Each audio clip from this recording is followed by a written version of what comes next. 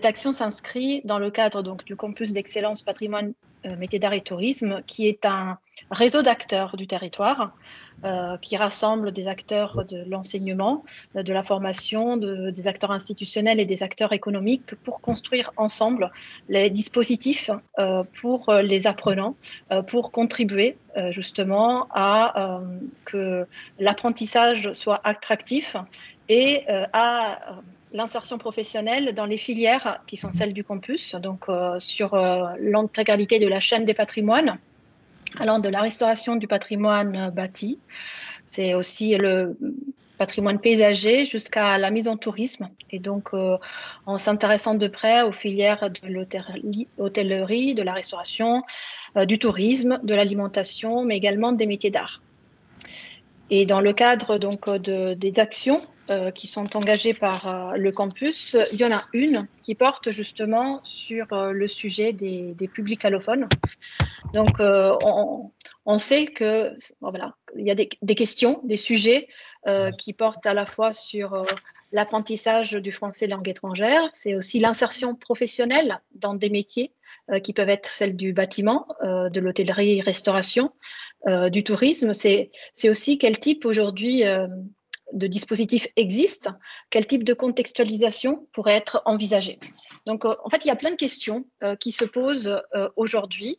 L'ambition du campus est de mettre en place, d'articuler peut-être des actions entre elles, mais également d'en faire émerger de nouvelles, contextualisées pour les métiers qui sont les nôtres. Et donc, l'idée d'aujourd'hui était de rassembler un certain nombre d'acteurs qui travaillent sur ces questions, qui se posent des questionnements, qui accompagnent des apprenants, et donc de voir ensemble déjà, de mieux nous connaître, savoir ce que les uns les autres font, identifier d'éventuels verrous et pistes de collaboration futures. Donc, je vais vous laisser la parole à tour de rôle. Je me permets d'excuser un certain nombre d'acteurs qui étaient prévus aujourd'hui sur cette table ronde, qui ne pourront pas malheureusement participer. Donc, Agnès Gouty, qui est la coordinatrice de l'association Accueil pour les migrants. Madame Sabine Ferrand, la présidente donc de l'UMI-Centre Val-de-Loire, et donc Catherine Adamzik, qui est chargée de mission politique d'illettrisme, électronisme, savoirs fondamentaux et compétences transverses à la région Centre Val-de-Loire.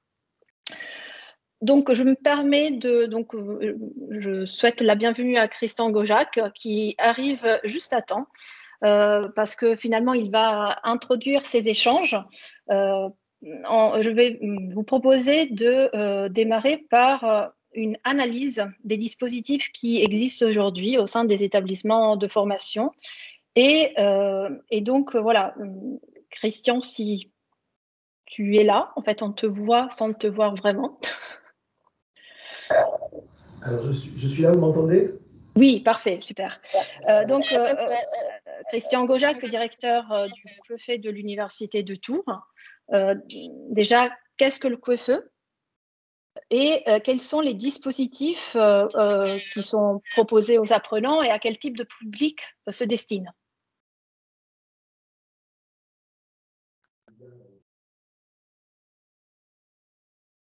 Donc, le QFE, le site veut dire Centre universitaire d'études françaises pour étudiants étrangers. Il en existe dans pratiquement toutes les universités en France. Ces centres universitaires sont destinés principalement à des étudiants qui ont des objectifs universitaires, c'est-à-dire des étudiants étrangers qui arrivent en France ou sont déjà en France et qui ont pour objectif une insertion universitaire. Ça, c'est un petit peu la cheville ouvrière des centres universitaires, puisque, comme vous le savez, il y a en France d'autres centres de langue, des centres privés, qui acceptent des étudiants qui n'ont pas forcément d'objectif d'insertion universitaire. Dans le cadre du QFE de l'Université de Tours, nous accueillons trois types de publics, si je puis dire. Nous avons un gros contingent d'étudiants d'échange qui viennent donc sous forme souvent de bourses de type Erasmus+, parfaire leur formation universitaire. Et donc, à ces étudiants sont proposés des cours de perfectionnement en français, donc dans notre centre. Donc, public universitaire dans leur propre pays, en général de bons, voire très bons niveaux, et qui ont, eux, déjà suivi un parcours de licence là où ils ont commencé leurs études. Deuxième public, c'est un public d'étudiants pour lesquels nous avons été sollicités, pour lesquels un programme particulier a été élaboré. Je vous donne un exemple, puisque là j'arrive de ce cours-là. Des étudiants en Master 2 sur un programme très très pointu à la faculté de pharmacie de l'université, qui vont donc suivre un cours de français, on va dire, qui est un cours très pratique, qui leur permet de s'insérer très vite dans la vie quotidienne française. Nous recevons également des doctorants, des chercheurs, donc ce sont des programmes qui sont faits sur mesure. Alors, le troisième public, c'est celui qui va davantage nous intéresser, c'est ce qu'on appelle des étudiants internationaux. Alors, ces étudiants sont vraiment intéressés par la poursuite d'études universitaires. On ne reçoit pas en général d'étudiants débutants. Les étudiants que nous recevons sont des étudiants qui ont déjà un parcours linguistique de base. Dans notre jargon, on pourrait dire qu'ils arrivent avec un niveau A2. Donc, parmi ces étudiants, ces étudiants qu'on appelle étudiants internationaux, parmi ces étudiants, nous avons donc des personnes qui nous arrivent par différents biais, via des associations, de façon individuelle. Ces étudiants ont un statut de réfugié, ces étudiants ont un statut de demandeur d'asile. Ils ont parfois eu un contact avec Pôle emploi pour que leur formation soit financée. Et ce sont ces étudiants, je pense, qui intéressent la table ronde d'aujourd'hui, car il y a deux problématiques pour ces étudiants. Premièrement, il y a une motivation certaine, mais qui n'est pas équilibrée. C'est-à-dire que leurs soucis matériels au quotidien perturbent leur formation. Donc, il y a de notre part, et de la part de toute l'équipe du centre, une approche humaine et sociale, une dimension humaine et sociale très importante auprès de ces publics. Hier, j'ai reçu par exemple un étudiant qui est menacé de mort dans son pays. Ses papiers lui ont été refusés, il a été débouté de sa demande d'asile. Voilà, donc on doit trouver des solutions, on doit s'appuyer sur les associations existantes. Voilà, c'est un aspect de notre travail. Et le deuxième petit problème que nous pouvons constater pour ces étudiants, il est tout à fait normal que les collègues des autres, des différentes facultés composant l'université, il est important que les collègues sachent si ces étudiants, à partir du centre universitaire d'études françaises, est-ce qu'ils ont vraiment poursuivi leur projet professionnel à l'université de Tours? Est-ce qu'ils l'ont abandonné? Ou est-ce qu'ils sont allés dans une autre université? Ou peut-être ont-ils changé d'avis de l'université, ils sont passés dans une formation professionnelle. Et ça, c'est un petit peu un des enjeux de l'année 2021-2022 que j'essaie de mettre en place avec notre équipe, c'est le suivi de ces étudiants. Que deviennent-ils? Que sont-ils? Mais les deux sont liés, c'est-à-dire à la fois les problématiques matérielles, sociales et humaines sont liées à ce que deviendront les parcours de ces étudiants. Voilà le descriptif de ces formations.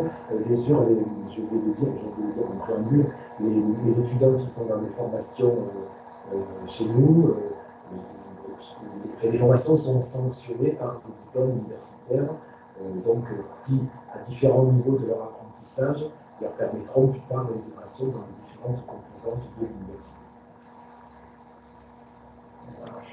Très bien, merci Christian, pour ce panorama d'actions engagées au niveau universitaire. On va changer un peu de registre parce qu'on va laisser la parole. Les 2 prochaines interventions portent plus sur l'accompagnement qui est dispensé dans des CFA.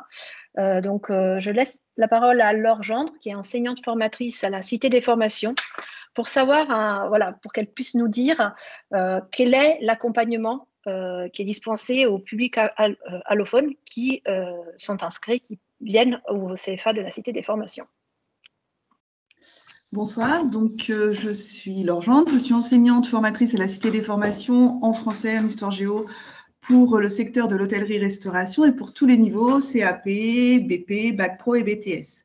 Et en plus, j'ai une mission d'accompagnement, des heures de soutien en français, alors on dit langue étrangère, langue d'intégration, pour tous nos jeunes allophones en CAP.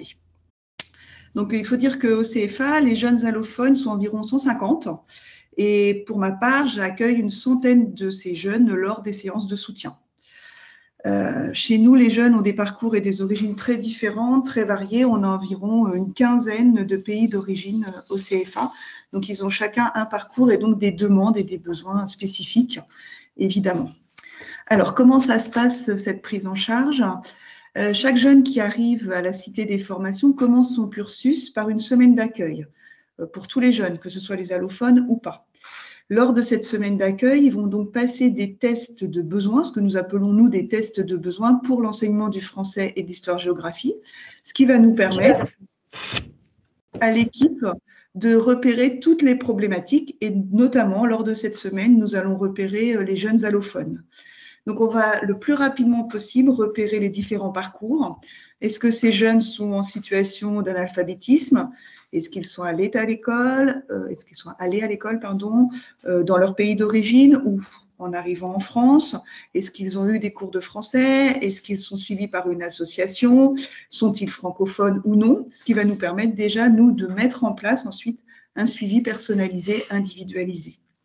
Donc, après cette semaine de détection, on pourrait dire, les jeunes donc, en CAP sont tous en groupe de besoins, donc 4 heures par semaine. Ils ne seront pas en groupe classe pour le français et l'histoire-géographie, mais donc ils ne seront pas avec leur groupe classique, mais ils seront en groupe de niveau FLE.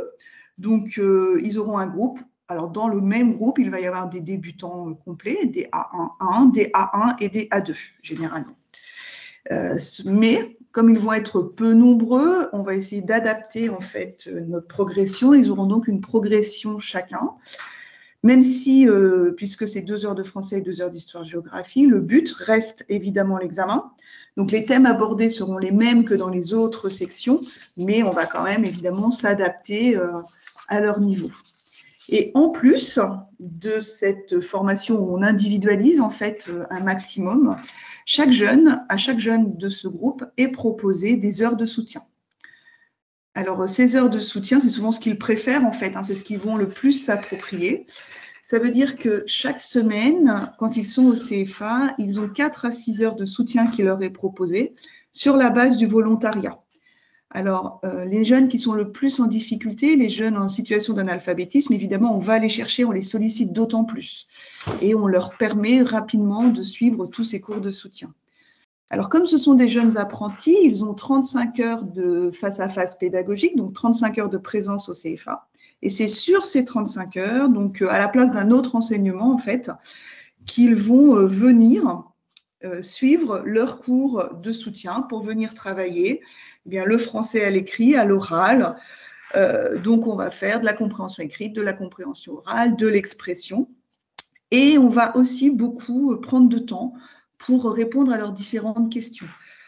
Questions sur la culture, leur environnement, la compréhension de ce qui se passe autour d'eux au CFA, en entreprise et dans leur vie en général. Voilà, donc alors les questions sont très très variées, ils viennent, les premières fois ils n'osent pas et puis comme je suis la seule intervenante sur ces cours de soutien, il y a vraiment une relation qui va se créer et ils vont arriver avec toutes sortes de questions. J'ai entendu tel mot, qu'est-ce que ça veut dire? On m'a fait telle réflexion, en entreprise on m'a dit et on essaie ensemble d'échanger et de comprendre en fait ce qui leur arrive au fur et à mesure de leur formation. Alors, je pense que vraiment une relation de confiance, pour eux, c'est très, très important. Et c'est ce qui va vraiment leur permettre de progresser, notamment en expression orale, puisqu'ils vont oser prendre la parole. Ça veut dire que sur une séance à peu près de 2 heures de soutien, on va dire, ils travaillent de façon classique, individualisée à peu près 1 heure et demie, donc des compréhensions écrites, orales, etc. Toutes les bases de la langue pour qu'ils soient capables, au bout des 2 ans, de lire et d'écrire. On va aussi travailler des bases de mathématiques, de technologie professionnelle. Alors, comme moi, je suis en hôtellerie-restauration, on fait de la techno-cuisine, de la techno-salle, de la culture professionnelle pour comprendre. Et généralement, on va garder sur ces 2 heures, une demi-heure pour toutes les questions diverses. On peut compléter des documents administratifs, appeler, je ne sais pas, la Sécu parce qu'ils ont une difficulté avec la CMU, etc., etc. Alors, au début, il faut vraiment aller les chercher. Ils n'osent pas sortir de leur classe. Ils n'osent souvent pas dire quand ils arrivent chez nous qu'ils ont des grosses difficultés. Faut comprendre que passer une porte, aller rencontrer une personne inconnue, pour eux, ça peut vraiment être compliqué. Et puis, très vite, ils viennent seuls à ces séances de soutien et ils sont totalement autonomes. La majorité, d'ailleurs, viennent à toutes les séances, c'est-à-dire qu'on leur propose parfois de ne pas venir tout le temps, parce qu'ils peuvent aussi suivre les autres enseignements, et la majorité viennent à toutes les séances, ont une progression, ils ont tous une progression adaptée, individualisée, et à la fin des 2 ans, on leur remet une grille de compétences pour qu'ils puissent visualiser leur progrès entre le moment où ils sont arrivés au CFA et le moment où ils vont repartir. Voilà. C'est vrai que le soutien, c'est souvent très important pour eux. Par exemple, pendant la fermeture des entreprises en hôtellerie-restauration pendant tous les derniers mois, beaucoup venaient même sur leur semaine d'entreprise où en fait ils étaient chez eux, ils demandaient à venir aux séances de soutien en plus de leur semaine de CFA. Donc c'est aussi quelque chose de très important. Du coup, nous au CFA, on fait vraiment de l'inclusion. Ça veut dire que les jeunes sont vraiment dans un groupe classe, ils ne sont pas dans un groupe spécifique. Ce qu'ils apprécient beaucoup, ça leur permet aussi de progresser, mais en même temps, ils ont vraiment un soutien adapté, donc 4 heures de français et d'histoire géo, plus 4 à 6 heures. Donc sur 35 heures, c'est pas mal. Voilà, et puis, oui, je continue, pardon. En plus, à la Cité des formations, il y a aussi une prise en charge globale qui est proposée, c'est-à-dire qu'en plus de moi qui fais vraiment le soutien, le français, il y a Madame Lucas qui est CPE, qui fait le lien avec les éducateurs. Et chaque jeune a aussi un formateur référent, ce qu'on appelle un AIP, un accompagnement individuel pour leur parcours, qui va faire le lien avec les entreprises. Merci Laure pour ce panorama très complet qui nous permet d'enchaîner effectivement sur aussi la stratégie d'accompagnement qui est engagée par le CFA de la Chambre des métiers de l'artisanat d'Indre-et-Loire, à quelques kilomètres finalement de la Cité des formations. Donc, je laisse la parole à Vanessa Aldrin, qui est la responsable adjointe au service éducatif en charge des dispositifs d'accompagnement, pour qu'elle puisse nous présenter la stratégie engagée par le CFA de la CMA.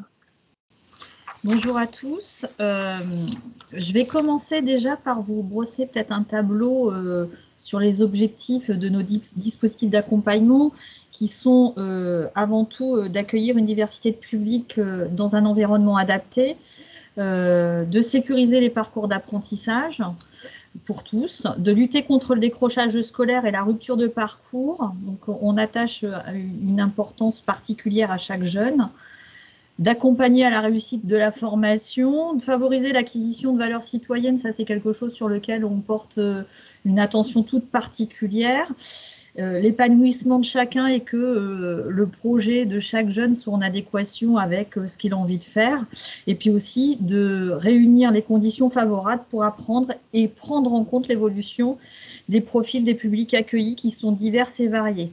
Sur le campus, pour vous donner un ordre d'idée, on accueille entre 1800 et 2000 jeunes à l'année sur 5 unités de métier. Et on retrouve des jeunes, donc des jeunes étrangers. Nous, on parle de jeunes étrangers en apprentissage, de jeunes étrangers en apprentissage sur toutes les unités de métier, et quels que soient les niveaux, c'est-à-dire qu'on a du niveau CAP jusqu'à des bachelors. Pour ce faire, on s'appuie sur 4 grandes valeurs qui est la visée inclusive qui est importante pour nous et où on va garantir une place pour chacun dans le collectif.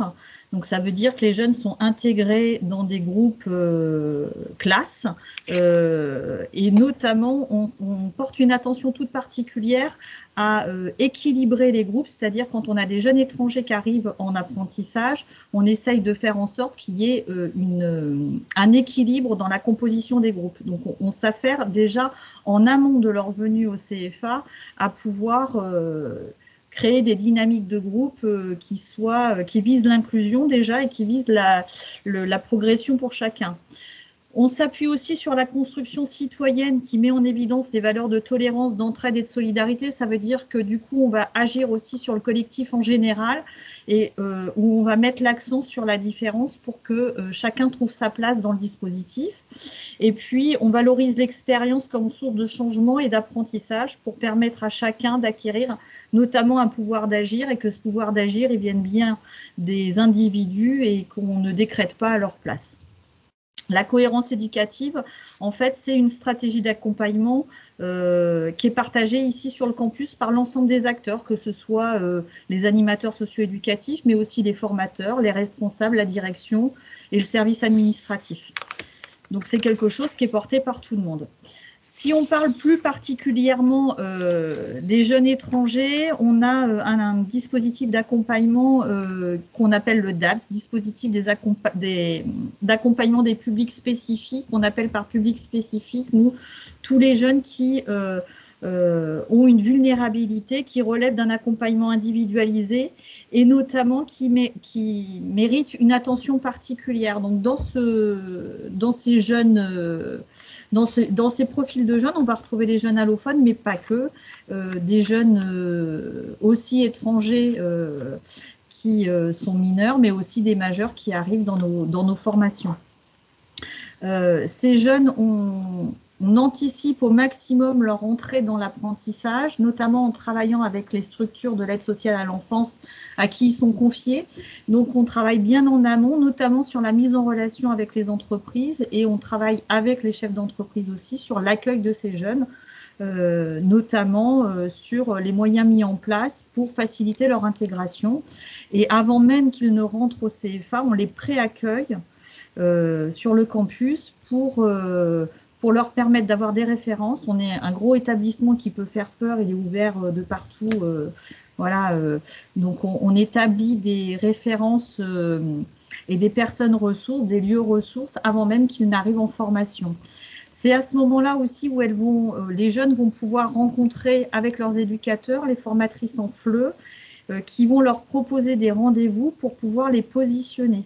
C'est-à-dire pour évaluer leur niveau de français à l'écrit comme à l'oral et leur proposer ensuite des temps individuels ou en tout petit groupe de niveau tout au long de leur formation.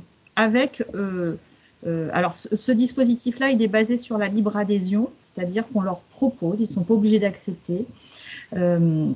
Et ces cours de FLE sont positionnés sur des temps de français, d'histoire géo, mais pas que. Ça peut être aussi, nous on a des temps de régulation, de telle façon à ne pas créer non plus de déséquilibre et qu'ils puissent aussi toujours avoir un pied dans le collectif et dans leur groupe classe. Voilà. Ça se fait tout au long de l'année et avec, s'il y a des progressions assez significatives, une sortie aussi du dispositif FLE à tout moment pour les jeunes qui le souhaitent. Il y a aussi en même temps des temps d'appui qui leur sont proposés et qui sont mis en place en coopération avec les formateurs sur d'autres matières, qui peuvent être les maths, les sciences, la technologie, les sciences physiques, l'histoire géo, avec une équipe de bénévoles qui intervient sur le CFA et qui se mettent à la disposition des formateurs pour reprendre des notions qui n'auraient pas été acquises. Et ces bénévoles interviennent de façon régulière sur le campus. Ça reste un partenariat historique sur le campus des métiers. Et du coup, c'est souvent des gens qui sont à la retraite. L'intergénérationnalité, ça amène aussi autre chose et la relation individuelle apporte beaucoup, notamment au niveau de la confiance et de la capacité d'apprendre. Les jeunes, quand ils sortent de chez nous, notamment, ils sortent avec un portfolio de compétences linguistiques et on essaye de mettre en place depuis peu pas un portfolio, mais une attestation de compétences professionnelles pour tous les jeunes qui n'obtiendraient pas leur diplôme à la fin des 2 ans. On travaille aussi avec les entreprises pour éventuellement, quand ils n'ont pas leur diplôme, de pouvoir faire une deuxième année et de mettre sur les matières qu'ils ont déjà validées des temps d'appui sur là où ils sont le plus en fragilité en fait. Et ça fonctionne de plus en plus. On s'aperçoit aussi qu'il y a de plus en plus de poursuites de filières et que les jeunes poursuivent dans les niveaux supérieurs. Actuellement, par exemple, sur les métiers de la boulangerie, on a des jeunes qui passent en mention complémentaire, chose qu'on ne voyait pas avant. Alors, on était très embêtés de voir arriver des jeunes dans nos formations sans pouvoir prévenir et anticiper leur arrivée, des jeunes qui avaient des niveaux très faibles, alors qu'aujourd'hui, la loi et la réforme de l'apprentissage nous permet d'allonger des contrats pour tous les jeunes qui n'ont pas le niveau requis pour entrer en formation. Du coup, on a expérimenté un nouveau parcours où on propose un allongement de contrat à ces jeunes. Et l'année dernière, on a monté un groupe qu'on appelle PASS, un groupe passerelle, où on va préparer pendant 6 mois l'entrée en formation. Ces jeunes-là, on les fait rentrer donc vers le mois entre janvier et février, et on leur propose de venir au campus 2 jours semaine avec une régularité pour ne pas avoir de discontinuité dans l'acquisition des apprentissages. Et du coup, on va travailler avec eux le français, les maths, l'informatique, qui souvent sont des domaines de compétences où ils sont fragilisés. On va travailler aussi avec eux la découverte et l'environnement professionnel, c'est-à-dire le vocabulaire, mais aussi tous les codes sociaux et les règles de vie du collectif. Voilà, ces groupes sont multimétiers. Et on y accueille aussi des jeunes en situation de handicap, mais aussi des jeunes qui sont en situation de décrochage. Donc, il y a une pluralité de publics. C'est ce qui fait la force, en tous les cas, de ce groupe. Et du coup, au mois d'octobre, ils intègrent une classe de première année classique avec d'autres jeunes qui arrivent d'horizons divers. Voilà ce que je peux vous dire. Donc, ça fait des contrats de 2 ans et demi. On est sur une première expérimentation. Ça a tellement bien fonctionné donc qu'on remet en place 2 groupes à la rentrée. C'est des groupes de 8 jeunes à chaque fois. Ils ont tous un tuteur de formation avec une équipe dédiée. Ce tuteur de formation fait systématiquement des retours d'expérience le lundi matin quand ils sont là. Font un bilan de fin de séance. Il y a des visites d'entreprise qui sont réalisées avec un accompagnement aussi de l'employeur sur l'accueil de ces publics. Et puis, on fait le lien aussi avec les équipes pédagogiques à l'entrée en première année. Et du coup, il y a quand même un rebond, notamment sur la compréhension, l'écriture, puisqu'on met aussi en place des ateliers d'écriture, de prononciation, de telle façon à ce qu'ils soient plus armés pour pouvoir rentrer sur des niveaux CAP essentiellement. Très bien, merci beaucoup. Donc voilà, on a vu des premiers dispositifs assez complets qui aujourd'hui sont portés dans des établissements de formation professionnelle. En essayant justement de trouver des exemples de contextualisation, on vous propose l'exemple qui est aujourd'hui porté par le département du Cher. Donc, je vais laisser la parole à Sabrina Combs, qui est la référente territoriale formation Cher de la région Centre-Val de Loire, pour justement nous parler de ce dispositif, de cet accompagnement contextualisé qui a été proposé dans la filière du BTP. Merci. Donc voilà, je suis effectivement Sabrina Kempf, je suis référente territoriale formation. Donc notre siège est évidemment situé au niveau de la région, donc on a une antenne sur le département du Cher. Donc je travaille sur le déploiement en fait des formations. Donc nous on est sur des formations continues et notre public cible c'est alors on a effectivement également vraiment une démarche très inclusive. On est sur un public de plus de 16 ans à la recherche en fait dans une dynamique d'insertion ou de reconversion professionnelle. en précision, on est sur de la formation continue, on n'est pas sur des contrats en alternance, comme ce qui a pu être présenté précédemment. Ils ont un statut de stagiaire de la formation professionnelle. En revanche, on est sur des titres professionnels, des CAP, des CQP, dans toutes les filières possibles, industrie, BTP, hôtellerie, restauration, métiers d'art, etc. Sur nos dispositifs de formation, on a également une alternance. Donc, on a des heures en centre, des apprentissages en centre, et on a également des stages en entreprise qui sont systématiquement proposés pour favoriser l'insertion professionnelle de ce public. Alors, sur cette démarche de contextualisation, donc je disais qu'on s'adresse à un public vraiment très diversifié. Ceci étant, souvent, en amont des sessions de formation, sur les recrutements, il y a toujours des tests d'entrée. Et ce qu'on a pu constater, alors après, je laisserai la parole à Cédric Barré, qui tout à l'heure s'est connecté. Cédric Barré, c'est le coordonnateur au niveau du centre AFPA.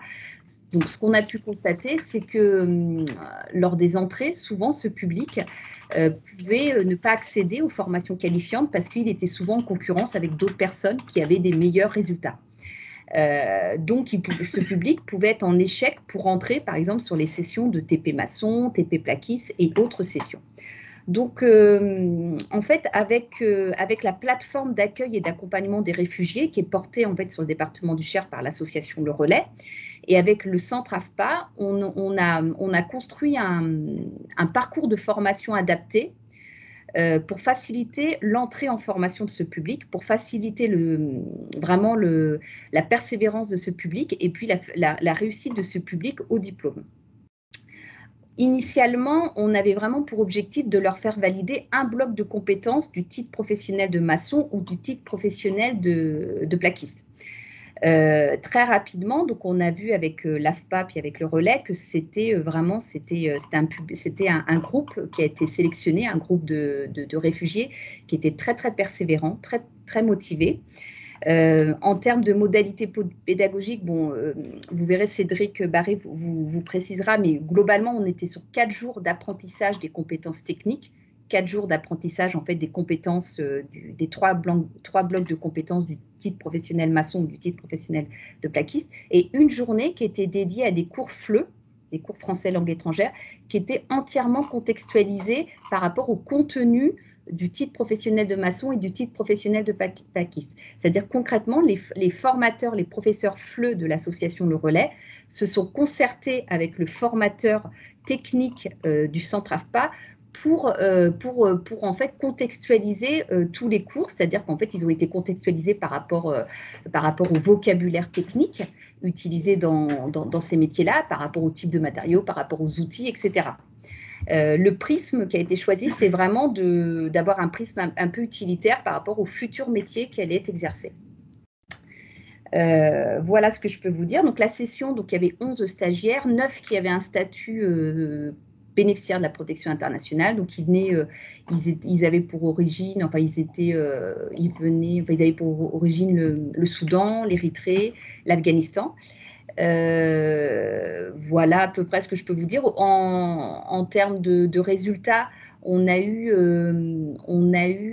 donc ils ont fait des stages en entreprise et en fait, ils ont tous validé leur titre professionnel. On a eu 100% de réussite alors qu'on pensait initialement leur faire valider qu'un bloc de compétences. Et en termes d'insertion, sur les 9 réfugiés, il y en a 7 qui sont en situation d'emploi aujourd'hui. Donc, ils ont terminé leur formation en fin septembre et pour les plaquistes début octobre. Donc, en recul, on a plus d'un mois, donc 7 qui se sont réinsérés, dont 4 en CDI dans une entreprise. Vraiment, les stages se sont très, très bien passés. Du coup, ils avaient eu tous les 4 des propositions en CDI. Et puis les autres sont en mission d'intérim. Donc, ils ont vraiment, entre guillemets, un pied dans l'emploi. Ils sont en mission d'intérim. Ils travaillent avec une entreprise en particulier, mais ils passent par l'intermédiaire de l'intérim. Et pour les 2 derniers, je pense que les problématiques vont pouvoir être, enfin, les freins vont pouvoir être levés parce qu'ils sont vraiment très, très près de l'emploi. Sur la seconde session, on a envisagé de travailler plutôt sur une session dans l'industrie pour un peu diversifier aussi l'insertion, hein, qu'on ne soit pas uniquement sur les secteurs traditionnels du BTP et puis parfois aussi l'agriculture. Hein, l'immigration, on a beaucoup centré sur ces secteurs-là. Donc, on a voulu un peu travailler sur d'autres secteurs. Donc, on est sur une formation de TP soudeur assembleur industriel. Et là, la nouveauté, c'est que, enfin la nouveauté, l'évolution, c'est que les vendredis après-midi, en fait, grâce au consortium, qui a été construit dans le cadre de la plateforme d'accueil et d'accompagnement des réfugiés, il y a un partenariat qui a été construit avec Accueil et Promotion au niveau local. C'est une association qui porte une auto-école associative. Et donc, tous les vendredis après-midi, pour les réfugiés qui n'ont pas le permis, en fait, il y aura un apprentissage du code et du permis pour faciliter leur insertion sur cette seconde session. Donc voilà, c'est un peu le parcours de formation adapté qu'on a construit. Donc ça a été adapté en termes de recrutement, puisque ça n'a pas été un recrutement classique. Hein. Ça a été adapté en termes de rythme pédagogique. Donc je vous ai un peu expliqué au niveau du rythme pédagogique les 4 jours, une journée sur l'accompagnement FLE contextualisé. Ça a été adapté aussi au niveau de la certification, c'est-à-dire que on est sur un titre professionnel, hein, on avait fait le choix de travailler sur un titre professionnel. On est sur un diplôme où il y a beaucoup de mise en situation professionnelle, beaucoup d'apprentissage sur le visuel. On est sur un diplôme où il y a moins d'écrit. On a fait le choix de ne pas retenir un CAP, par exemple. Voilà un peu les choix qui ont été faits sur cette expérimentation. C'est encore perfectible. Hein. Sur les prochaines sessions, on va encore apprendre et puis articuler encore mieux les choses. Je vais laisser peut-être la parole à Cédric Paré qui vraiment peut-être sera plus précis que moi sur l'articulation, en fait, l'articulation entre l'association Le Relais qui porte la plateforme d'accompagnement des réfugiés et lui, en fait, le centre AFPA. Cédric, je vous laisse la parole. Merci. Oui. Bonjour tout le monde. En tout cas, déjà, Sabrina, vous avez été très précise, donc il n'y a pas forcément beaucoup d'éléments à rajouter. Après, c'est vrai que le partenariat qu'on avait avec le Relais, donc nous, surtout sur les mises en situation, donc sur les 4 jours, du lundi au jeudi, sur 31 heures, il y avait vraiment un lien avec le formateur sur tout ce qui était technique. Donc, au niveau des éléments, des ressources, de l'outillage ou autres, où on travaillait vraiment ces points-là. Et ils avaient très peu de cours, en fin de compte, magistraux, puisqu'en fin de compte, on faisait surtout sur de la lecture de plans, tout ce qui était aussi normes et puis sécurité. Et à partir de là, ce qu'on avait mis en place avec le formateur, c'est que tous les mots qu'ils ne comprenaient pas, ils allaient l'inscrire au tableau et on rentrait vraiment dans vulgariser tous ces termes. Parce que la particularité qu'on avait sur ces 2 offres de certification, c'est-à-dire qu'ils avaient un questionnaire à faire en un temps qui était entre 20 et 30 minutes et ils avaient entre 40 et 60 questions. Donc, on a vraiment travaillé sur cet aspect-là. Et en même temps avec le Relais, où on leur donnait aussi toutes nos démarches techniques pour qu'ils puissent le travailler de leur côté, donc tous les vendredis matins. Donc voilà, après, on a eu un groupe qui était très demandeur, très impliqué, donc ça a été vraiment facilitant et même pour le formateur, en fin de compte, ils étaient tellement demandeurs qu'il faut toujours les approvisionner, en fin de compte, entre guillemets. Mais voilà, ça a été une très belle réussite et du coup, on s'adapte vraiment à leurs besoins, que ce soit au niveau de la technique ou après sur tout ce qui est niveau français. Et quand on a fait les bilans avec Sabrina, on a vraiment vu l'évolution, justement, que ce soit au niveau des termes, au niveau du langage, même encore Mamadou, quand on a reparlé lundi devant le conseil régional, on a vu cette facilité d'aisance qu'il avait à exprimer tout le parcours qu'il a pu suivre de ce côté. Et juste en complément, en fait, au niveau de l'AFPA, ils ont eu beaucoup d'interactions. C'est-à-dire qu'il y a eu de la mixité. Il y a eu de la mixité sur les plateaux techniques. Il y a eu de la mixité, en fait, du coup, pour la progression linguistique. Je pense que ces interactions quotidiennes avec l'équipe de l'AFPA, avec ne serait-ce que le midi, quand ils ont mangé avec d'autres stagiaires et puis avec le personnel qui est en charge de la restauration, je pense que ça a aussi favorisé le parcours linguistique. C'est-à-dire qu'en fait, ils ont vraiment été très, très bien intégrés. Au-delà des cours physiques, ces interactions quotidiennes ont aussi énormément favorisé leur confiance en eux, mais également leur progression en termes de parcours linguistique également. Et puis c'est vrai que on avait mis... Pardon, ça va. Ce qu'on avait mis aussi en place, c'est-à-dire que nous, on avait un autre groupe PRF en plaquiste et puis en maçonnerie. Et du coup, on les a intégrés sur certaines situations professionnelles avec ce groupe-là. Et c'était donc les autres stagiaires qui retransmettaient aussi une partie de leur savoir qu'ils avaient commencé à acquérir durant la formation.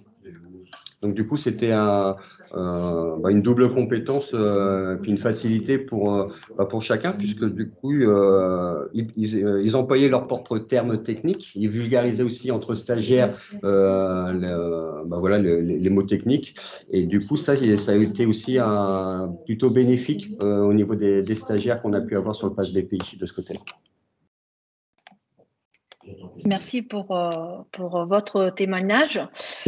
Donc, pour compléter ce panorama, on va justement essayer de trouver aussi quelle est la place de la recherche sur cette question, la recherche et l'enseignement. Donc, je vais laisser la parole à Marc Desbonneaux et Johanna Lorieux, qui sont tous deux enseignants maîtres de conférences à l'Université de Tours, chercheurs au sein de l'équipe d'accueil d'INADIV, et qui justement sont engagés dans la formation dans le département Sodilang et notamment dans le cadre de la mention FLE. Donc, je vais peut-être vous laisser la parole pour décrire un peu les actions de recherche qui sont menées et les types de profils qui sont formés à l'université sur ces questions. Merci Livia, et puis merci de nous donner la parole. Donc, je suis Johanna Lorieux. Je vais vous présenter peut-être très rapidement le département Sodilang. Donc, on forme, nous, des formateurs de français langue étrangère ou des formateurs de formateurs, des encadrants, donc de français langue étrangère ou de français langue seconde. Et puis, on a aussi des parcours de recherche autour des questions de didactique des langues et de sociolinguistique, pour le dire très rapidement. Voilà pour les formations. Ça fait que on a beaucoup d'étudiants de Master 1 et Master 2 qui font des stages, alors souvent à l'étranger, mais assez souvent aussi dans des structures de formation linguistique pour des publics migrants ou dans des établissements scolaires ou autres d'ailleurs, toutes sortes de structures, par exemple des chantiers d'insertion ou des structures d'accueil pour demandeurs d'asile, pour mineurs non accompagnés, etc. Voilà pour le pan formation. Je pense que je ne vais pas rentrer davantage dans les détails. Peut-être que je pourrais dire qu'on a aussi quelques cours autour de la lutte contre l'illettrisme, du français sur objectif spécifique, qui en parlera Marc tout à l'heure. Et puis, pour ce qui concerne la recherche, donc notre équipe de recherche s'appelle DINADIV, Dynamique et enjeux de la diversité linguistique et culturelle, voilà. Qu'est-ce que je peux vous dire là-dessus? Les thèmes principaux, en dehors des questions épistémologiques et francophonie, s'articulent autour des questions de migration, langue, insertion, formation et appropriation des langues. Parmi nos axes de travail en recherche, on a un groupe qui travaille autour des questions de langue, articulation langue et insertion, avec un certain nombre de thèses qui ont été soutenues ou qui sont encore en cours sur ces thématiques-là. Actuellement, on participe à une recherche-action avec le collectif qui s'appelle Le Français pour tous. Et puis, on organise aussi depuis quelques années des ateliers interprofessionnels qui ont rassemblé jusqu'à présent des acteurs de la formation linguistique pour migrants, bien sûr, de l'éducation nationale aussi, des travailleurs sociaux et des universitaires. Et durant ces ateliers, on a des échanges de réflexion, de pratiques entre ces différents corps, disons, de métiers, ces différents points d'entrée avec les publics migrants.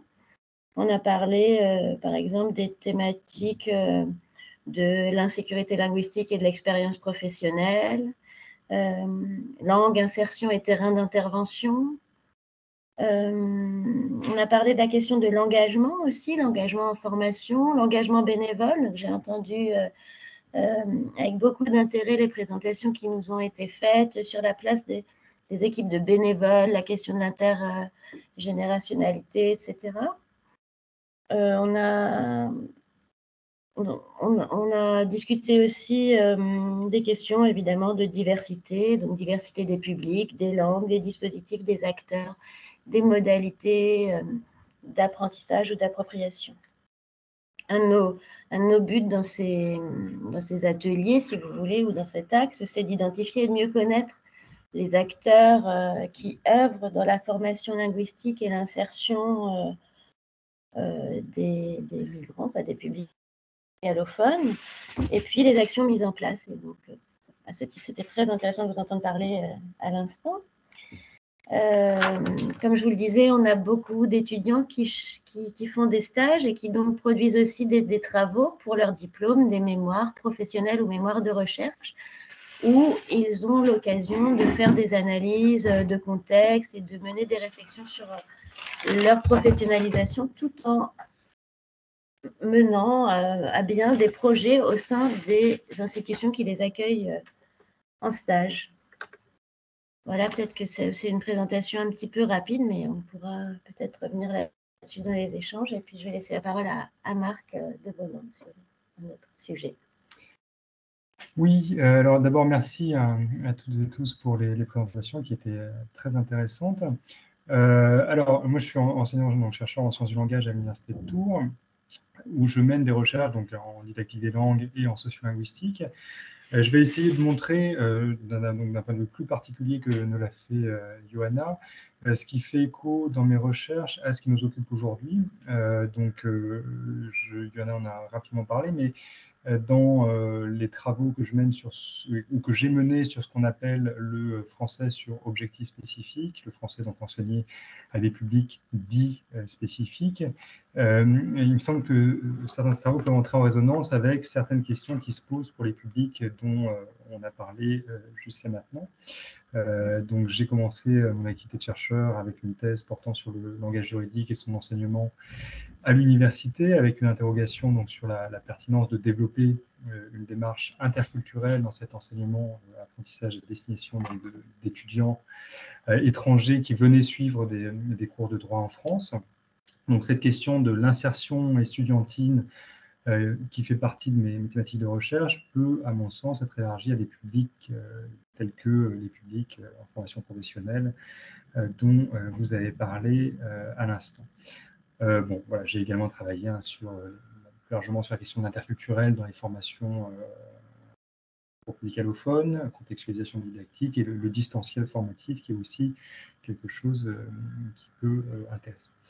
Voilà, donc plus largement, je travaille sur un certain nombre de questions qui ont trait à l'histoire des idées qui, je pense, pourraient aussi être intéressantes dans une éventuelle réflexion commune j'édite notamment actuellement un ouvrage sur les publics spécialisés au prisme de l'histoire, voir un peu comment se met en place cette réflexion sur l'enseignement du français à des publics dits spécifiques, à besoins spécifiques, donc souvent des professionnels en formation, avec une attention accrue à partir de la première moitié du XXe siècle sur ce type de public. Donc, du côté enseignement, j'ai aussi enseigné le français sur objectifs spécifiques, donc dans divers contextes, notamment la Chambre de commerce et d'industrie de Paris, pour des formations dans mon domaine de spécialité, le français juridique, mais également plus largement en didactique du français sur objectifs spécifiques. Et je donne un cours en Master 2 sur cette question, donc sur les démarches FOSS ou français langue professionnelle, FLP, qui sont des démarches de mise en place dans des situations particulières d'enseignement des langues dans le secteur professionnel, avec des méthodes d'analyse des besoins, des modalités spécifiques d'apprentissage, etc. Il me semble que là aussi, il y a des liens à faire. Il me semble que un des points aussi là, du point de vue je parle de ce que je connais mieux que du point de vue de la recherche, un des points qui pourrait éventuellement être apporté comme contribution à ce campus d'excellence, si on décidait de structurer quelque chose avec les acteurs concernés, sur cette question du FOSS, donc du français sur objectif spécifique, français langue professionnelle, dans le cadre d'une possible formation, une réflexion sur la formation à destination de ces jeunes professionnels dans le métier du patrimoine et du tourisme. Ce qui me serait à mon sens intéressant de réfléchir serait quelque chose autour de modalités innovantes. Alors je pense notamment à la médiation artistique, autre sujet qui est travaillé au sein de l'équipe, notamment avec Johanna, pour enseigner dans ce cadre très professionnalisant et très concret sans néanmoins sombrer dans ce qui est parfois un travers, qui est l'utilitarisme, qui peut rapidement parfois être démotivant pour les apprenants. Donc, ça serait quelque chose qui pourrait être peut-être intéressant dans le cadre d'un enseignement à ce type de public, puisque on sait, l'histoire le montre, que les techniques et les démarches en français sur objectifs spécifiques sont aussi à s'inscrire dans un projet de société plus global et dans lequel les questionnements sur l'utilité, l'efficacité sont à évaluer dans le cadre de ce projet de société, justement. Voilà, donc ce sont des aspects qui, je crois, en tout cas, ce que vous avez présenté me donne à réfléchir ces aspects, et également, je crois qu'Ivana en a rapidement parlé, la question de la sensibilisation à la place de la langue dans les parcours d'intégration, qu'on a aussi un peu réfléchi à l'occasion de l'affaire du français langue d'intégration. Mais bon, c'est une problématique qu'on pourra évoquer peut-être plus tard. Donc voilà, pêle-mêle, je vous livre pêle-mêle différents aspects que les réflexions qui ont été mises sur la table, parce que je crois que c'était l'objet de ce Zoom sur, m'ont donné à réfléchir. Merci. Merci Marc, effectivement, je pense que… Ah, je t'en prie. Johanna, tu voulais parler. Lydia, je voulais juste redire, parce qu'en fait, en écoutant la présentation de Marc, je me suis dit, ah bah oui, c'est vrai, je n'ai pas du tout dit d'où je parle et quel était mon parcours. Et donc, je pense que ça peut intéresser aussi, puisque j'étais en fait prof des écoles avant de faire une thèse sur la scolarisation des élèves allophones non scolarisés avant leur arrivée en France. Et j'ai entendu qu'il était question aussi beaucoup de ces élèves-là, même si, bon, moi j'étais dans le premier degré, mais voilà, la question du rapport à l'écrit des publics non scolarisés avant leur arrivée en France, c'est quelque chose qui m'intéresse. Voilà, c'est tout. Merci. Du coup, voilà, effectivement, votre témoignage nous permet d'enchaîner, peut-être pour dresser des perspectives, c'est-à-dire on a entendu voilà, des dispositifs aujourd'hui qui existent, qui dans vos organismes voilà, ont un sens et ont fait leurs preuves. Finalement, en fait, y a-t-il des réflexions à partager tous ensemble pour aller peut-être plus loin, pour que effectivement cet apprentissage dans cette mission d'insertion professionnelle puisse être efficace et dans quelle mesure aussi une réflexion apportée par la recherche pourrait venir conforter et peut-être permettre d'avoir du recul, prendre du recul pour analyser les choses d'une autre façon. Aussi, quelle est la place de certains… On parle de dispositifs, donc on a parlé des publics d'apprenants. Y a-t-il peut-être des choses à imaginer pour les employeurs, pour les entreprises, pour pouvoir les accompagner? Y aurait-il aussi des dynamiques à entreprendre avec aussi les pouvoirs publics? Voilà, parce que c'est toute une chaîne, on l'a vu. C'est à la fois un accompagnement en mixité, mais qui reste individuel et qui s'appuie aussi, on l'a dit, sur en fait du bénévolat, parce qu'il y a des associations qui sont aussi derrière et qui confortent finalement les actions qui sont entreprises. Donc, peut-être je vous propose un petit tour d'horizon très rapide où chacun puisse voilà, exprimer ses perspectives. Et également, il y a quelques participants du public. Ils peuvent aussi, voilà, c'est l'occasion aussi de partager leurs questionnements au regard voilà, des missions qu'ils occupent. Voilà. Donc, on va reprendre le même déroulé de départ. Christian, si tu… Ça tombe bien parce que j'avais levé la main. Désolé, je crois que ma caméra ne fonctionne pas et que tout à l'heure, je devais être en profil. Pas d'inquiétude, on t'entend, un peu lointain, mais on t'entend. Voilà. J'ai déjà parlé avec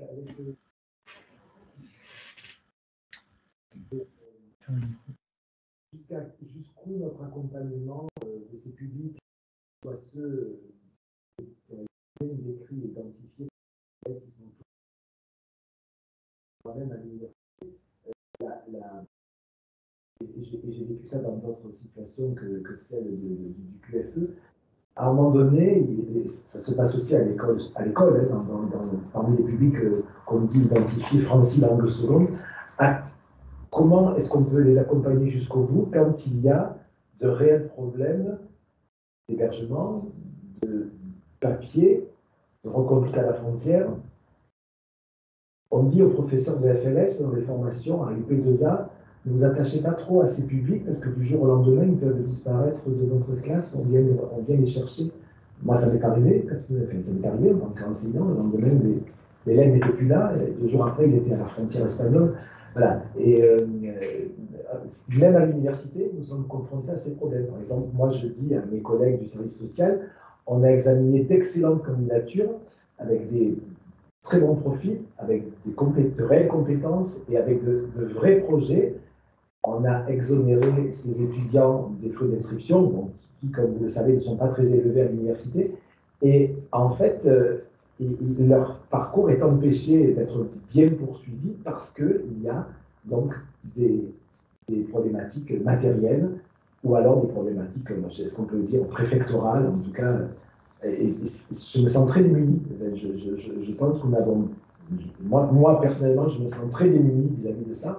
Et je ne sais pas comment est-ce qu'on pourrait résoudre ce problème. Ce serait mon commentaire, un de mes commentaires sur ce qui vient d'être dit. Merci Christian. Je pense qu'il y a eu des petits soucis. Je ne sais pas si vous avez pu tout entendre. Ou voilà, le message était effectivement de se poser la question sur les problématiques parfois logistiques d'hébergement, mais également liées à des problématiques préfectorales de délivrance de papier, parce qu'en fait, ce sont des acteurs qui peuvent aussi être reconduits à la frontière, et ce sont des témoignages que je pense que certains professionnels partagent également. On a échangé avec des restaurateurs notamment qui effectivement sont confrontés à cela aussi. Johanna? Merci. En fait, j'ai levé une seule main, mais on est 2 à avoir quelque chose, des questions à poser ou des choses à dire. Je voudrais juste dire que justement ce matin, ou encore il y a un mois également, je suis allée à la rencontre de partenaires qui travaillent avec des mineurs non accompagnés. Et ce qui ressortait de nos échanges, c'était vraiment que la question de l'insertion professionnelle, des contrats d'apprentissage par exemple, ou des contrats d'apprentissage en alternance, permettaient pour ces jeunes qui pouvaient justifier à leur majorité déjà d'un certain nombre de fiches de paye, d'avoir peut-être plus facilement une régularisation de la situation administrative. Et ça ne répond au problème soulevé par Christian qu'en partie, puisque ça concerne un public très spécifique, celui des mineurs non accompagnés. Et donc, Si je peux me permettre d'intervenir, dans l'apprentissage, on n'a pas que des mineurs non accompagnés, on a aussi des majeurs. Et ce qui est important, c'est de travailler à la transition de l'accompagnement. Nous, notamment, sur le campus, on travaille beaucoup en réseau et en partenariat, ce qui fait qu'on travaille avec les structures qui accueillent ces mineurs non accompagnés aussi sur, parfois quand ils ont des APJM, mais ça reste parfois rare, et on prend le relais sur l'accompagnement global de ces jeunes-là, c'est-à-dire qu'on va pouvoir accompagner de nouveau et être la référence quand il va y avoir une difficulté administrative, une difficulté de logement ou même financière, et à ce moment-là, on se sert d'autres dispositifs qu'on a sur le campus pour pouvoir les accompagner dans moi j'appelle ça des phases de turbulence où on sait que pertinemment ils ne vont pas être à 100% dans leur formation, tellement inquiets de ce qui peut leur arriver. En plus de ça, ça fait quelques années déjà qu'ils sont éloignés de leurs proches, et c'est compliqué aussi d'un point de vue psychologique pour eux. Donc du coup, on essaye de sécuriser un maximum ces périodes-là en créant de nouvelles références avec les éducateurs notamment. Et puis de préparer aussi les sorties de contrat, parce qu'au bout de 2 ans, il n'y a plus de contrat d'apprentissage sur la formation. Comment on les accompagne dans l'insertion professionnelle, s'ils veulent travailler, ou comment on les accompagne aussi sur une qualification, sur une poursuite de cursus. Du coup, ça demande une attention particulière pour chaque jeune, avec des stratégies d'accompagnement qui peuvent être différentes selon le profil du jeune et aussi de sa situation.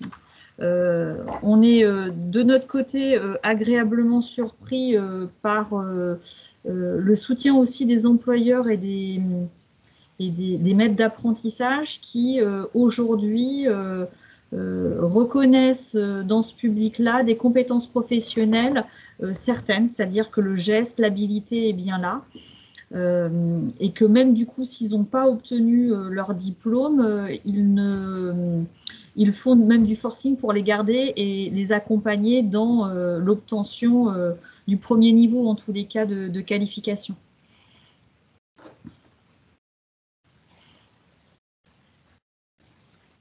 Laure, est-ce que...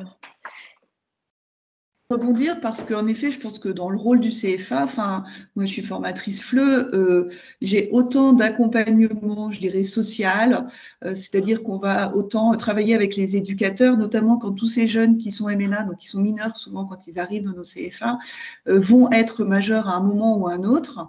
Et donc, ils vont être de moins en moins accompagnés. Alors, beaucoup ont des contrats jeunes adultes, mais pas toujours. Et donc, oui, nous, on fait très, très attention. On a un lien très, très important avec les éducateurs pour tous ces moments où ces jeunes ont l'impression d'être tout seuls, vont devoir trouver un appartement, s'équiper. C'est des moments très, très difficiles. Et donc, souvent, l'apprentissage en lui-même du français pur passe après parce que leur esprit est beaucoup trop occupé à toutes ces difficultés. Et puis, je trouve aussi qu'il est très important de se souvenir que ce sont des jeunes mineurs qui ont un parcours très, très particulier. Il faut aussi en tenir compte. Un jeune qui est parti depuis l'âge de 15 ans, qui n'a pas revu sa famille, qui est seul, eh bien, il a aussi droit à une écoute particulière. Et je pense que dans tous nos CFA, on fait très attention à ça. Et le soutien n'est pas que du français pur. Et parfois, même le français pur va passer après. Et c'est certainement ce qui est important. Merci. Johanna, Marc. Merci.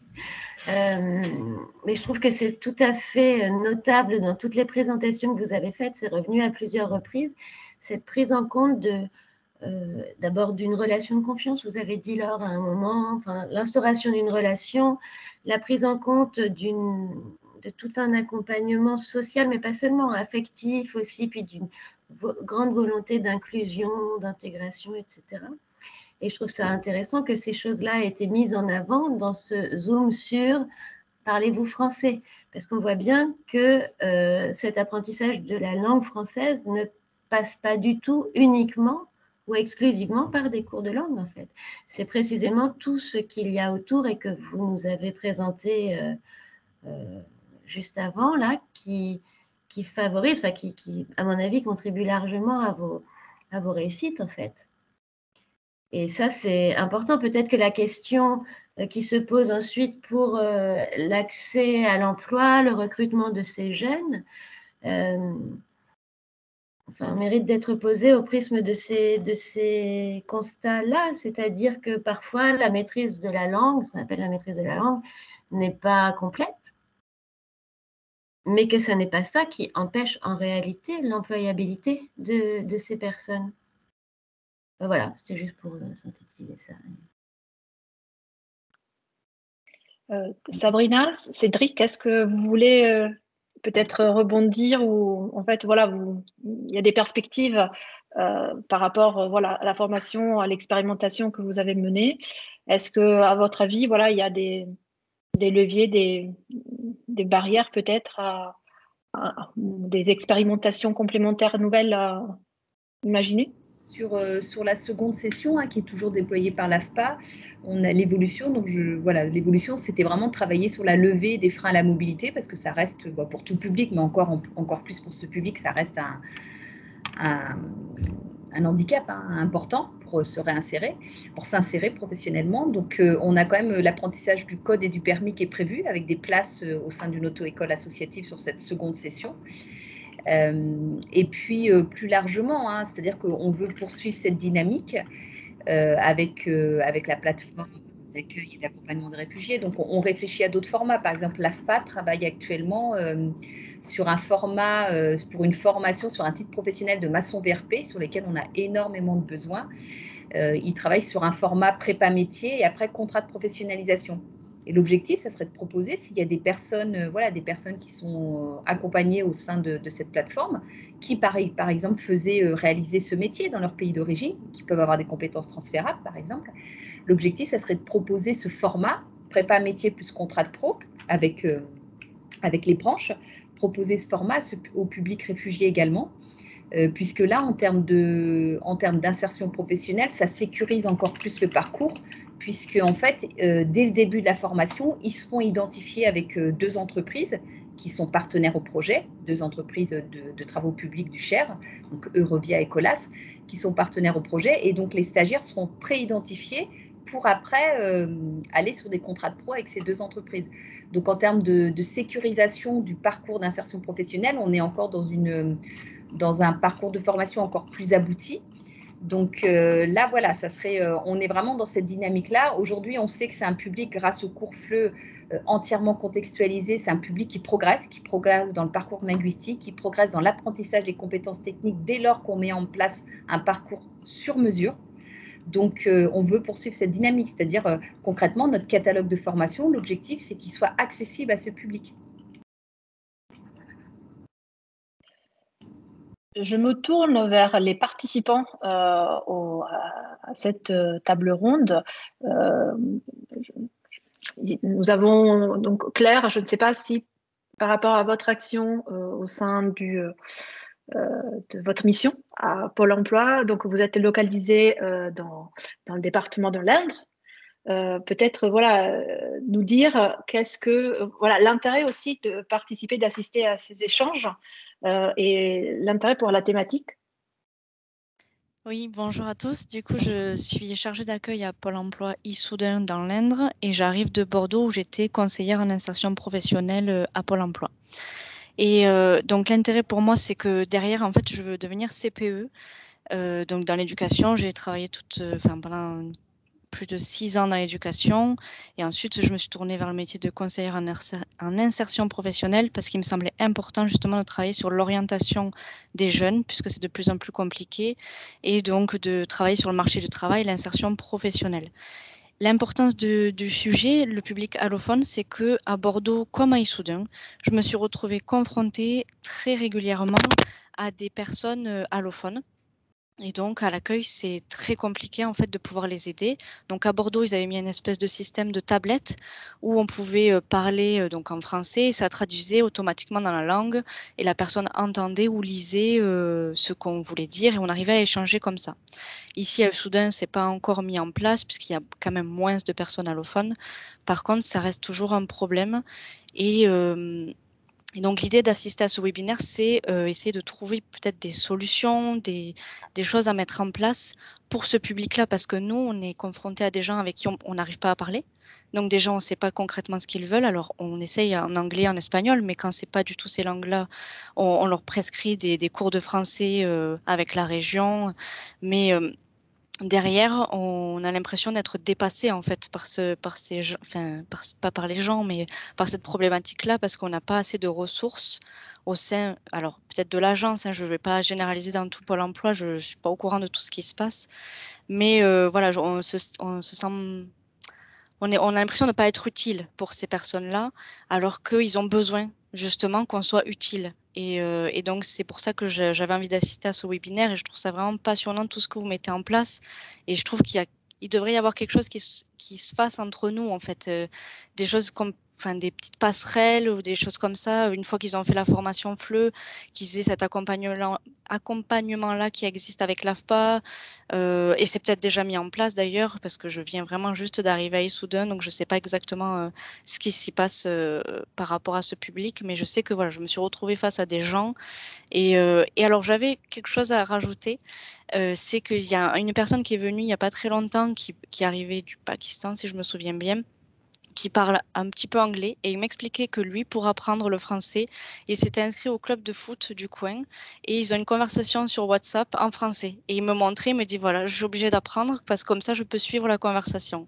Et j'ai trouvé que c'était intéressant et qu'on pouvait le relayer auprès des autres demandeurs d'emploi, leur dire c'est une petite astuce, l'associatif et la conversation après sur WhatsApp, ça permettrait déjà de s'intégrer à un groupe et de pouvoir parler un peu plus, et de pouvoir pratiquer le français un peu plus régulièrement.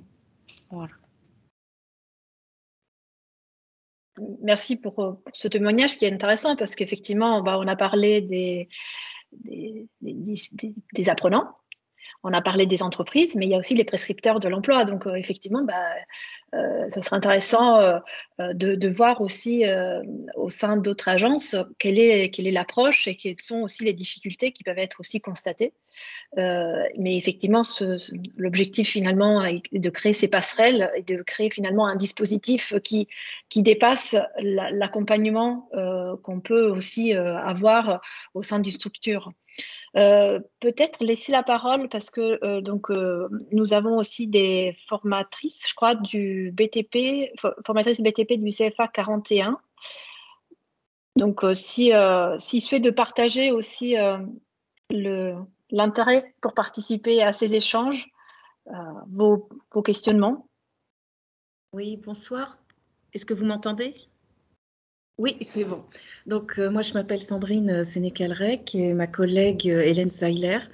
Donc, je suis, moi, depuis 3 ans, formatrice FLE, donc FLE au sens le plus large du terme, puisque dans ma mission, je me sens très proche de Laure Gendre, voilà, qui est intervenue tout à l'heure. À cela près que nous intervenons au BTP. Mais donc c'est vrai que les problématiques sont vraiment identiques, comment les besoins, les profils des jeunes, effectivement, je me retrouve pleinement là-dedans, sachant que pour rebondir sur ce que disait Claire Roussel, j'ai effectivement pendant quelques années aussi travaillé, moi, comme prestataire de service pour le Pôle emploi, en tant que formatrice FLE et mise à niveau, pour les jeunes, justement, jeunes et moins jeunes, toute catégorie de personnes, justement, qui ne pouvaient pas être employées à cause, justement, de leur niveau de français ou niveau général, puisque ces personnes n'avaient pas forcément eu d'études dans leur pays respectif. Donc voilà, bon, écoutez, je vais laisser ma collègue se présenter aussi. Donc moi, Hélène Seiler, moi j'enseigne pas le FLE, je suis formatrice dans le même CFA en histoire géo, français et histoire de l'art. Et je suis intéressée par ce débat parce que ce qu'on essaye avec Sandrine Sénécal, c'est vraiment de travailler en binôme. Alors par un peu les lois du hasard dans notre CFA, c'est moi qui ai l'essentiel des FLE. Et qu'on reste quelque part référente pour toutes sortes de choses, puisque nous, ils sont inclus dans les groupes métiers. Et par contre, avec Sandrine, ce sur quoi on insiste vis-à-vis de notre direction, c'est justement qu'ils fassent des allers-retours entre la formation FLE et le groupe métier, puisqu'à la base, notre direction voulait les couper complètement du groupe métier. Ce qui d'abord paraissait après très difficile pour leur faire passer un examen s'ils avaient été complètement coupés, s'ils avaient été juste pour l'enseignement professionnel dans le groupe métier. Donc nous, on essaye de travailler en faisant de la co-intervention pour qu'ils restent quand même vraiment inclus dans un groupe. Voilà. Merci. Johanna, Marc. Merci. Je trouve que, En fait, en vous entendant, il y a plusieurs questions qui me viennent. En gros, on a un petit peu abordé la question de ce qui se passe après la formation, après les contrats d'apprentissage. Vous avez parlé aussi des évaluations, en fait, des tests de positionnement à l'entrée dans ces formations. Et je me suis demandé, est-ce qu'il y a une prise en compte de ce qui s'est passé avant, non pas en termes de récit d'exil, etc., mais d'autres compétences dans d'autres langues, d'autres compétences professionnelles qui ont peut-être pu être construites, mais sans qu'elles soient finalement tangibles sous forme d'un diplôme, etc. Est-ce que ça, c'est quelque chose qui peut être, enfin, dont vous pouvez être informé ou sur quoi vous pouvez vous appuyer?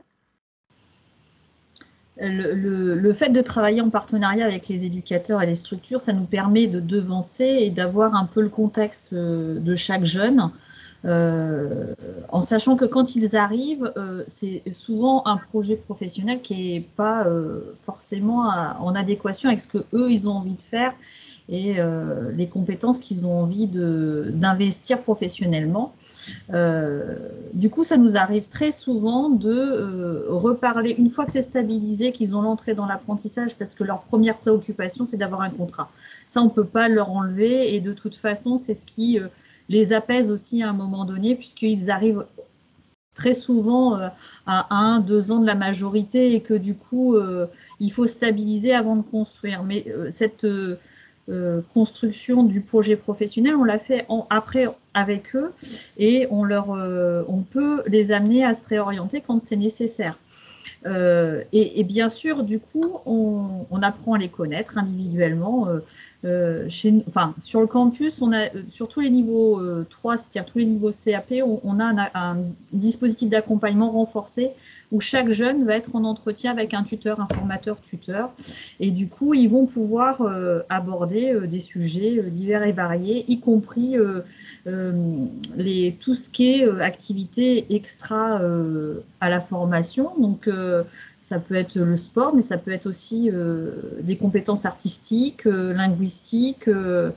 Et on trouve vraiment des talents très souvent chez les apprentis qu'on retrouve. On le voit aussi quand ils sont directement en activité et dans les ateliers. Donc, il y a vraiment une relation qui se noue, et cette relation de confiance, elle nous amène à découvrir tous ces paramètres qui sont valorisants, qui leur permettent d'être un peu plus en accord, j'ai envie de dire, avec ce qu'ils sont en train de devenir, et de trouver aussi, ça leur permet aussi d'avoir une capacité d'intégration un peu plus forte, et de trouver leur place dans le collectif et dans la collectivité au sens large du terme.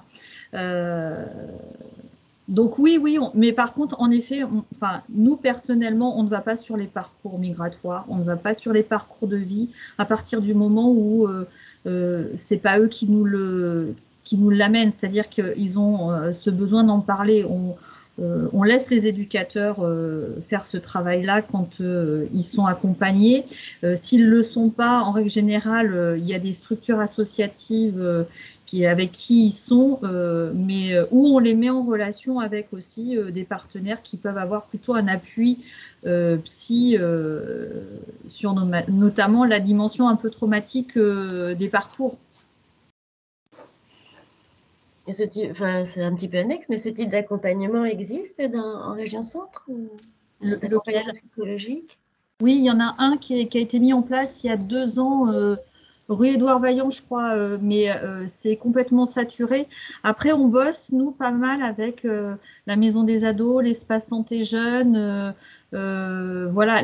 Dans les missions locales aussi, il y a des permanences de psychologues. Nous, on a une permanence au sein de notre campus une fois par semaine.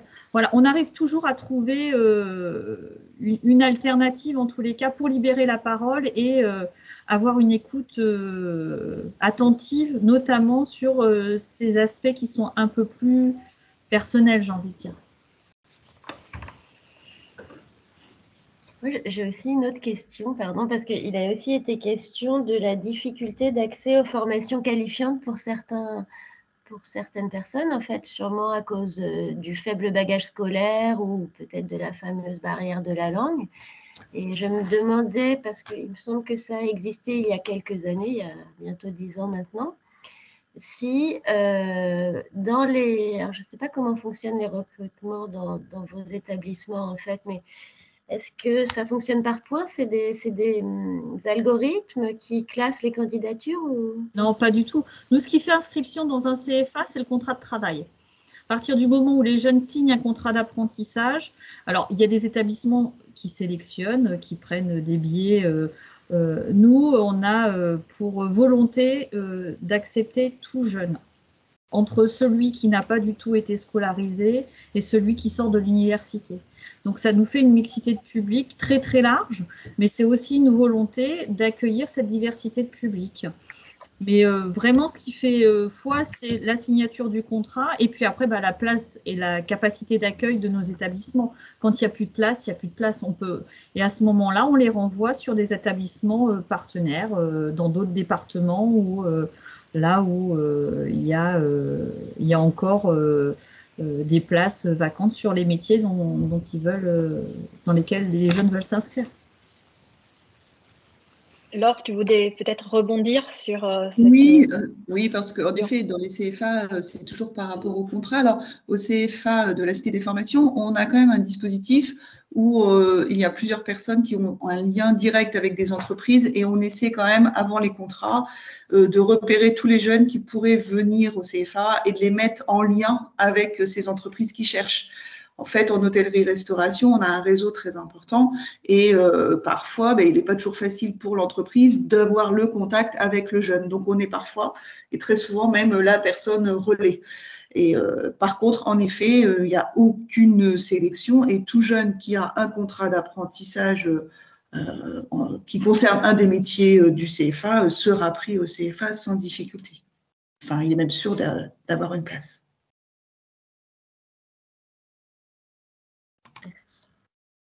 Je vois le temps tourner, donc on était sur un temps d'échange d'1h30. Je crois qu'il y a pas mal de choses qui ont émergé lors ce temps de partage et sur ces questions. Ce qu'on peut vous proposer, c'est de faire peut-être prendre le temps de réfléchir à tout ça. Je me tourne vers Johanna et Marc aussi de voir dans quel cadre la recherche pourrait aussi apporter une proposition, une analyse aussi peut-être d'un axe plutôt qu'un autre sur ce sujet et poursuivre peut-être des temps d'échange dans quelques mois pour nous retrouver et peut-être pouvoir faire un point d'avancement parce que je pense que je ne sais pas si vous vous connaissez entre vous parce que vous êtes finalement tous acteurs, actrices qui interviennent sur ce sujet dans la région. Donc, ça peut être aussi intéressant de poursuivre cet échange auquel on pourra donc aussi intégrer d'autres acteurs qui n'étaient pas disponibles aujourd'hui. Donc, pour nous aussi, donc il y a aussi des dispositifs qui sont mis en œuvre et soutenus côté de l'Académie Orléans Tours dans des lycées professionnels. Donc voilà, l'idée c'est de pouvoir ajouter, intégrer aussi peut-être des acteurs de la préfecture. Donc voilà, je pense que ça pourrait être aussi intéressant pour essayer de lever certains verrous qui dépassent finalement la mission même de vos organismes. Donc est-ce que cela vous convient? Parce que finalement, on lance un groupe de travail aujourd'hui. Donc, est-ce que ça vous intéresse de poursuivre la réflexion? La question. Oui. Pardon. Je peux poser une question parce que je ne suis pas extrêmement claire. J'ai trouvé ça très intéressant, les échanges, etc. Mais je crois que je ne comprends pas complètement. Enfin, si je me demande en fait, finalement, ce que vous nous avez présenté, tout est super. Enfin, tout marche bien. Donc, je ne sais pas trop ce qui est attendu, en fait. Moi, je pense que tout est en construction, on expérimente, on teste, on articule, mais on a encore beaucoup de choses investir, de champs à investir, notamment les sensibilisations auprès de nos équipes de formateurs, par exemple, qui ne sont pas du tout formés à l'accueil de ces publics-là, à la diversité aussi, et ça les met en difficulté, ça les met en questionnement, et on a à répondre à ce genre de questions. Alors, on a pour l'habitude, nous, de travailler plutôt avec le département des sciences, de sciences de l'éducation, en fait, à l'université, mais je trouve que en termes de recherche-action, on aurait moyen d'investir certains sujets. Enfin, moi, j'y vois en tous les cas des pistes de travail, et notamment sur les parcours aménagés. Comment on peut aménager les parcours de ces jeunes-là sur les allongements? Qu'est-ce qu'il est pertinent de mettre en place? Et comment on travaille les transitions, et les transitions en amont, mais aussi après le passage sur nos établissements. Et du coup, je trouve que l'université, elle a toute sa place, notamment sur des recherches-actions, ou je sais pas, en accueillant aussi des stagiaires qui pourraient, selon les sujets qu'ils ont envie sur lesquels ils veulent mener des recherches, qu'on puisse aussi ouvrir nos portes sur ce genre de réflexion. Je trouve que c'est intéressant en tous les cas de se poser ce genre de questions, et d'alimenter en tous les cas la recherche, et de pouvoir ajuster nos pratiques et nos dispositifs tout en étant complémentaires. C'est-à-dire qu'on n'est pas systématiquement dans notre petit établissement, mais au contraire, de l'ouvrir sur l'extérieur. C'est ce qui fait la richesse de nos pratiques. Et du coup, on est très attentif et très intéressé par ce genre de dynamique. Super. Super, oui, on a effectivement des étudiants de Master 2 qui ont à faire un stage avec des missions autres qu'enseignantes, donc réfléchir à l'amélioration de parcours aménagés, par exemple, pourrait tout à fait faire partie de missions d'un stagiaire de Master 2 professionnel français langue étrangère. Également. Oui, vas-y. Non, vas-y. Non, mais voilà, c'est des choses. Formaliser une offre de stage, et on peut tout à fait ensuite la diffuser à nos étudiants qui peuvent être intéressés par ces thématiques. Complètement. Y compris par la sensibilisation des formateurs. Voilà. Ça, je pense qu'il y aurait aussi. Ça peut aussi concerner nos étudiants de M2. Là, on a identifié la sensibilisation des formateurs, des prescripteurs, sensibilisation des entrepreneurs aussi, je pense que. Et donc, effectivement, après, c'est avec quel calendrier de mise en œuvre, c'est-à-dire qu'il faut effectivement définir peut-être une stratégie d'ensemble et décliner après, décliner en fonction d'un calendrier. Avec une feuille de route justement qui soit en adéquation avec une temporalité pour se dire quelle est en fait la mission commune qu'on donne à ce groupe de travail.